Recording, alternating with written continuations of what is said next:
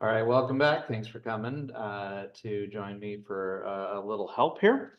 So sometimes we get lucky when we deal with quadratics. These are the kind of the easiest problems that we ever see in this situation where we already have a perfect square sitting here ready to go. And all we want to do is take the square root of both sides.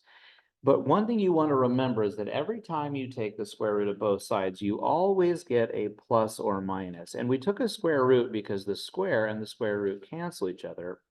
And so we're right here. Now, sometimes we get a little bit lazy about this next step, but keep in mind what we're literally saying is I have -7 plus 11, but I also have a second answer, which is a -7 minus 11, because when I subtracted 7 from both sides, I definitely have a -7 in both cases, but I'm either going to add 11 to it or take 11 away.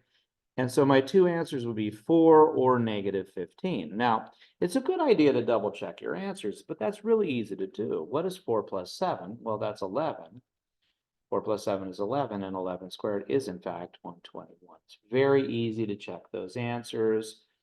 -15 plus, actually -18. I'm glad I checked that. -18, I can do math. -18 plus 7 is -11, and that is also squared. Now, sometimes you are lucky and you get a perfect number, but sometimes you get a number that is not so easy, like root 245 wasn't so nice. It's not a perfect square. 121 was, but this one is not. So when I go to take the square root of both sides, I have x plus 1 is plus or minus root 18. Now, what we need to do, though, is take that 18 and think about the numbers that go in. And I know 18 is 2 times 9, but I know 9 is 3 times 3. So I have a pair of 3s with the 2 left. Remember, we talked about playing Go Fish. And so the only thing left to do is minus that 1 from both sides. So just like I did on that previous problem, I have -1 plus 3 roots of 2, or I have x equals -1 minus 3 roots of 2. Now, some people will say you have an and. Sometimes people say an or. Really it's both their answers are true, but sometimes I want one or the other. So these are the two answers anyway, whether you call it an and or an or.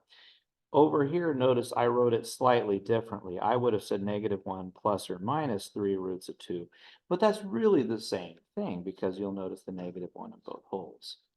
Now, the last thing for this particular set is that sometimes you don't have that piece all by itself. So if you have a situation where the pieces aren't all alone, notice that what I did is I added 1 to both sides. And then I noticed that I wanted to get rid of the 8, so I divided by 8. So I'm going to kind of do the same thing here. First thing, I'm going to add 1 to both sides.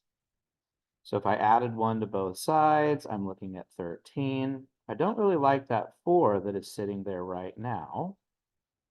So I'm going to divide both sides by 4.